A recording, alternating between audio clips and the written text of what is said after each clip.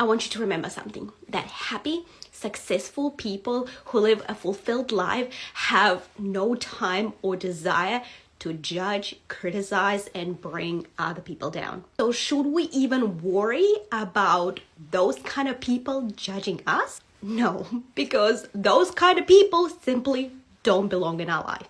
If it's family members, it's a little bit different, but I promise you, over time, if you stick to your choices and show them that being Muslim and wearing the hijab with love and pride makes you the happiest you can be, they will eventually come around because they truly love you and care about you. We need to stop putting so much emphasis on what other people think about us, because it truly doesn't matter, because at the end of the day, we have the right to live our life just the way we want to, and we deserve to be happy. If your friends are not supportive and going out of their way to make you feel bad about you wanting to wear the hijab, then you should probably question and reconsider that friendship. And if it's strangers on the internet putting their 2 cents in, judging you based on a 0.001% of your life that you share on the internet, well, who cares what they think? You have to live your life aligned